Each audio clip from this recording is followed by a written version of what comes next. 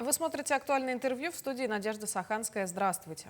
Россия, как государство самой большой арктической территории внутри страны, разработала и реализует проект «Дети Арктики». Регионом-инициатором проекта выступила наша республика, и ежегодно из федерального бюджета на обеспечение отдыха и оздоровления детей, проживающих в арктической зоне Российской Федерации, предусматриваются субсидии. А вот как организуется отдых и оздоровление детей, мы сегодня и поговорим с нашим гостем Михаилом Погадаевым, заместителем министра по развитию Арктики и делам народов Севера Республики Саха. Михаил Александрович, здравствуйте. Здравствуйте. Что это такое? Почему проект называется «Дети Арктики» и какие цели он преследует? Ну, во-первых, необходимо сказать о том, что дети, проживающие в Арктике, они проживают в особых условиях. Это экстремальные природно-климатические условия, это неразвитость инфраструктуры, отдаленность мест. И возможности этих детей, они ограничены и по сравнению, например, с детьми из центральных улусов, из южных улусов. Поэтому, учитывая вот эти особенности, должна проводиться особая политика государства по отношению к этим детям. И нужно сказать о том, что еще в 90-е годы в Российской Федерации была разработана программа «Дети Севера». Это была федеральная целевая программа, которая была направлена на комплексное решение вопросов детей, детского населения именно северных наших регионов. Вот. Затем, к сожалению, эта программа, когда завершилась, несколько лет практически на федеральном уровне не проводилась такая работа. И наша республика поступательно, целенаправленно добивалась того, чтобы на федеральном уровне появилась такая программа «Дети Арктики». Вот. И сегодня существует также международный проект в Арктическом совете «Дети Арктики», который также был разработан по инициативе нашей республики. Его поддержала Ассоциация коренных малочисленных народов Севера, Сибири и Дальнего Востока Российской Федерации, а также Федеральное агентство по делам национальностей. Этот проект пока что вот у нас международные сейчас отношения напряженные, и в Арктическом совете пока медленно все двигается, но тем не менее наша страна разработала такой федеральный проект «Дети Арктики». Ну, самое главное, что дети не остаются без внимания. Да, конечно. А вот какие средства выделяются для того, чтобы реализовать такую масштабную программу? И что немаловажно, откуда? Да, в федеральном бюджете предусмотрены средства для арктических регионов, в том числе для Республики Саха-Якутия. Ежегодно вот эти субсидии распределяются между регионами в зависимости от количества детей, проживающих в этих субъектах Российской Федерации. И Республика Саха-Якутия получает ежегодно по этой программе средства. Ну, к примеру, если говорить за последние 3 года, в 2023 году, например, эта сумма была 27 миллионов рублей, в 2024 году это было 25 миллионов рублей, а в этом году у нас будет предусмотрено 22 миллиона рублей. То есть вот эти средства, они направлены на оплату проезда, путевок для детей, которые выезжают отдыхать. То есть это отдых, оздоровление детей, да, потому что действительно наши дети, они вот ограниченных возможностях не имеют возможности выезжать там на море, детские лагеря там и так далее. Поэтому вот эти средства предусмотрены для этого. И нужно отметить, что вот когда Якутия предлагала этот проект, на самом деле мы изначально просили и предлагали подойти очень комплексно, то есть не только отдых, оздоровление охватить, но также и образование, здравоохранение и так далее, вот именно для детей. Да? Но так получилось, что федеральное правительство приняло решение сосредоточиться на организации отдыха и оздоровления детей. И сегодня вот такая поддержка существует у нас. Но ведь отдых и оздоровление — процесс такой, когда всех детей в один момент охватить невозможно. Кто-то занимается отбором ребят для того, чтобы их направлять в разные организации? Или как вообще это дело обстоит? Да, у нас принят порядок использования данных средств. В соответствии с этим порядком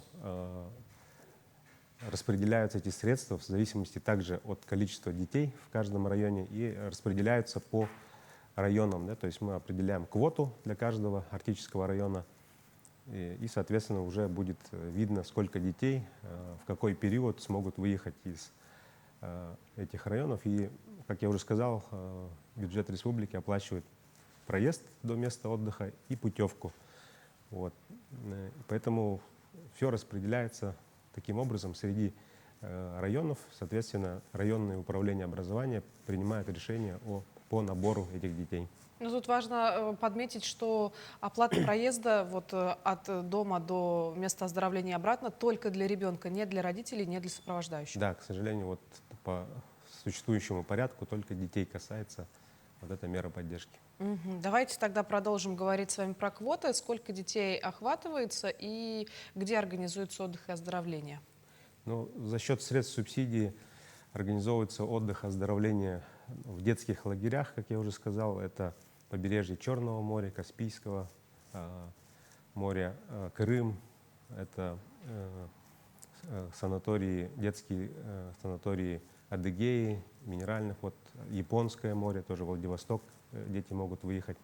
То есть, в принципе, все вот детские лагеря, которые существуют, есть возможность направить туда детей. Да, и здесь уже, конечно, этим занимается у нас Министерство по развитию образования и науки Республики Саха-Якутия, определяет направление отдыха. Вот. И с 2022 года, в 2022 году было охвачено 357 детей, в 2023 году уже чуть поменьше. Ну, соответственно, у нас средства тоже у нас уменьшались, поэтому в 2023 году это было около 300 детей. Вот. А в прошлом году это было практически 180 детей. Вы отметили лагеря, которые находятся за пределами нашей республики. А у нас, вот, например, в Сосновом Бору или в Энергетике дети отдыхают? Да, конечно.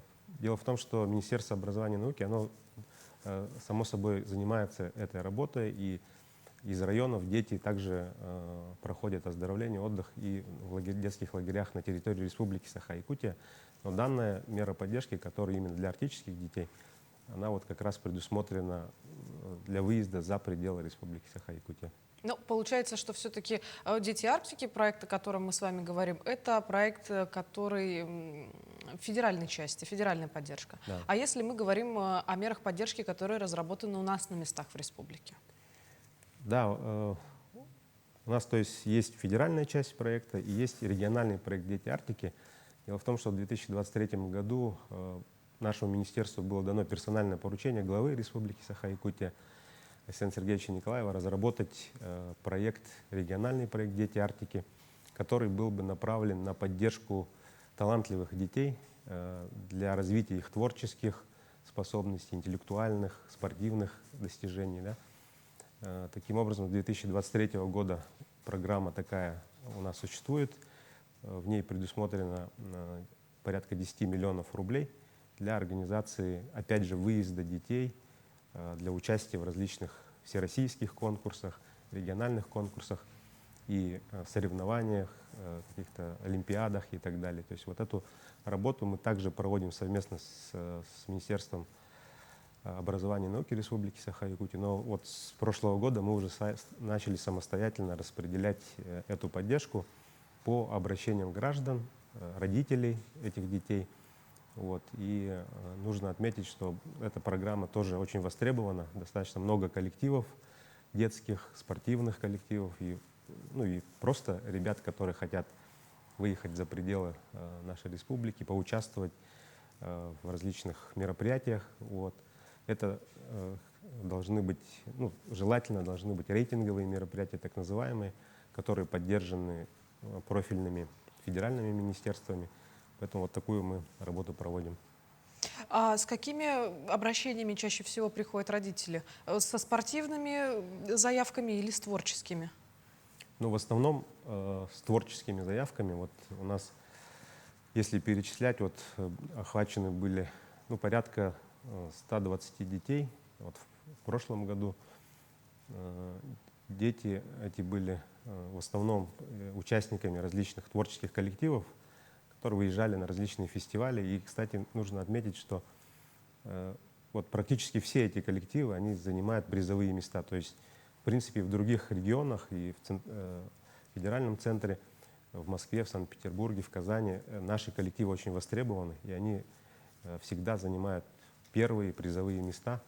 Поэтому и ребятам очень интересно посещать другие регионы, себя показать, свою культуру. В основном это такие ансамбли детские, да, где дети показывают свою традиционную культуру, которая сегодня интересна и востребована. И здесь нужно отметить, что очень активно у нас это Верхоянский район, Абыйский, Момский, Эвено-Батантайский, Оленёкский район.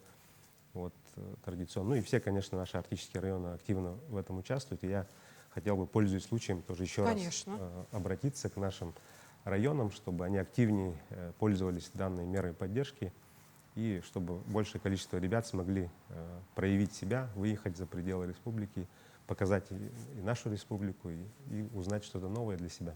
Да, потому что в этом заинтересованы буквально обе стороны. Михаил Александрович, а вот какие планы намечены уже на наступивший год? Да, вот как я уже сказал, по федеральной части отдыха и оздоровления детей у нас сумма на этот год составляет 22 миллиона рублей. И Министерство образования также будет вести отбор детей. Дети также смогут выехать в детские лагеря для отдыха и оздоровления. Вот по региональной части в этом году у нас также предусмотрено 10 миллионов рублей. И мы будем вести также отбор, тоже порядка более 100 детей смогут в этом году выехать, поучаствовать в олимпиадах, каких-то фестивалях, соревнованиях. Вот уже сейчас у нас поступают заявки от районов, от родителей. Вот по ним мы сейчас будем работать. И надо еще отметить, что вот в 2023 году также по поручению главы Республики Саха-Якутия мы данные средства также использовали для подключения к спутниковому интернету наших кочевых школ. То есть это особые школы, которые были буквально вот недавно, скажем так, определены в федеральном законодательстве, в федеральном законе об образовании. Соответственно, мы сегодня занимаемся также укреплением материально-технической базы вот этих кочевых школ.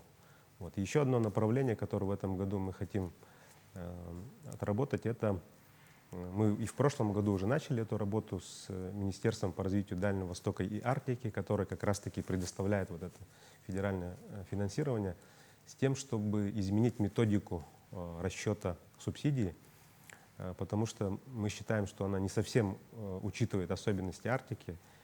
Понятно, что большое количество детей проживает в европейской части Арктики, это Архангельская область, Мурманская область, а у нас расстояния большие и очень дорогие билеты, поэтому мы планируем с Миндальвостоком поработать с тем, чтобы эта субсидия увеличивалась, чтобы как можно больше детей смогли выехать за пределы Республики Саха-Якутия.